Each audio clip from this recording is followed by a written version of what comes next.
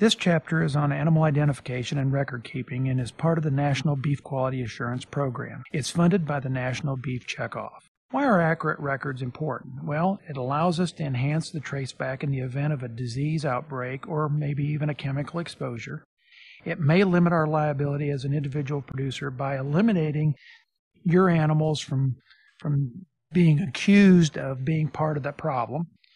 It provides legal proof of ownership and ensures source identity, which together might increase market advantage. It should allow producers to maintain accurate health and treatment information, as well as track performance, production, and financial data. Those two together should enhance our profitability and hopefully contain our cost. And it should allow us to stay compliant with the country of origin labeling statutes. Now, what constitutes a good treatment record? Well, treatment records should contain the basic following information: what day the animals were treated, some identification on the animal or lot or group, what's the withdrawal time to slaughter for medication that was given, what product was used, and the manufacturer's lot or serial number from the container, what dose was administered, how it was administered, and who provided the administration. For animal traceback, in the event of a disease outbreak or chemical exposure, premise identification is probably the first step. It gives you the information you need when you need it most. In the case of a disease outbreak or a chemical exposure, if your premise is identified, you will be notified by the state authorities that an event has taken place and that you are either in the risk zone or you're outside the risk zone. And it should protect producers in terms of market access, particularly if the disease event or chemical exposure is out of your area, and allows you to have a competitive market advantage. Now, how do you get started with premise ID? Well, you participate by signing up for a premise identification number by visiting your state website to fill out a premise ID registration application, or you can contact your state or tribal animal health officials online, by fax, or by mail. Why is unique animal identification so important? Well, it allows for traceback in the event of a catastrophic disease. It individually identifies when animals are commingled so that you know one from another and which one performed at what level. It provides a basis for sharing information among industry segments. It allows for source verification and process verification and marketing opportunities. It also provides as a basis for automatic or automated data collection, and it also allows for application of information back to the sire and dam whenever you're making selection and mating decisions. Now, there are multiple types of identification available. The most common are ear tags, and freeze branding or hot branding, and tattooing, and then there is also neck chains. Now, let's begin our discussion of types of identification with a plastic ear tag. The pros of a plastic ear tag are that they're inexpensive, they're easy to apply, they're generally easy to read.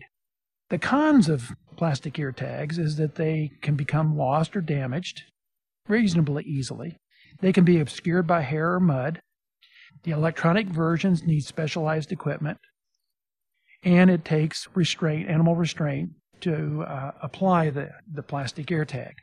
Electronic identification, or EID tags, are applied like any other two-part tag.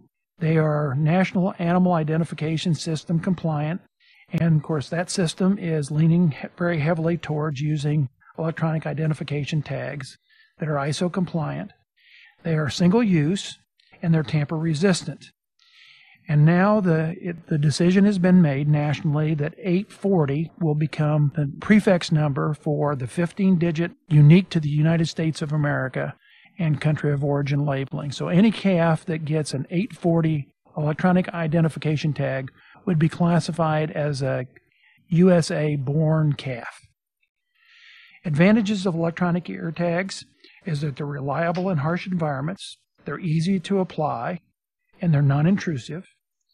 They have freedom from line-of-sight constraints, such as they can be read through the ear, they can be read through mud, manure, and other non-iron solids, and typically the retention rate is greater than 98%. The placement of EID tags is extremely important. They go in the upper part of the ear, approximately a third the distance from the head. And this slide kind of shows where that placement needs to be. Small ear tags are inexpensive and they're easy to install, but they're hard to read without animal restraint. Neck chains, they're easy to read and easy to apply, but they can cause serious injury and they can be fairly expensive. Freeze branding is permanent and easy to read, but it does cause high damage. The equipment necessary can be expensive and is specialized, because you need to use brass branding irons. And they're not quite as effective for white or roan animals unless you overbrand and create a bald spot. Anytime we give brands, it needs to be high on the hip to minimize hide damage. The same is true for hot branding. In some states, it is the only legal proof of ownership, and it becomes permanent. The cons of hot branding is that, again, it causes hide damage, probably more so than freeze branding, and it requires special equipment and expertise. The last form of animal identification. Now, what's the importance of data collection? Well, first of all, animal identification does nothing to capture or record data. All right? All it does is it provides a means by which we can track animals and the data together. Data must be collected, such as weights, treatments, carcass measurements, etc. And that data must be recorded along with the unique animal identification to be of any value. And then the data must be summarized into some meaningful information form for it to be of value to the producer in making financial or production decisions.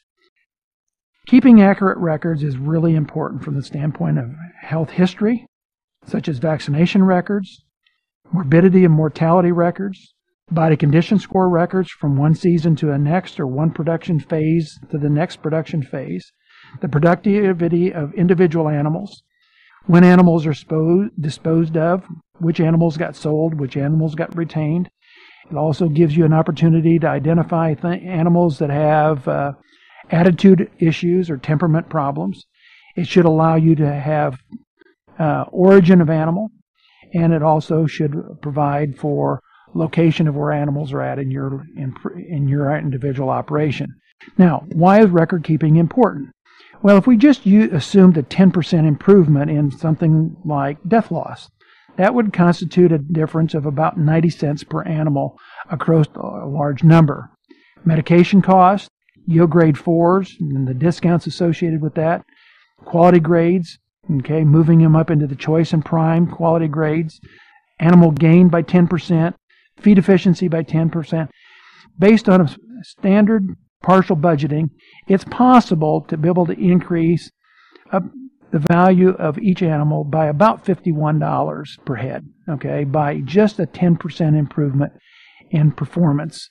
And that comes by knowing where your problems are at and making adjustments, and individual animal identification and records allow us to do that.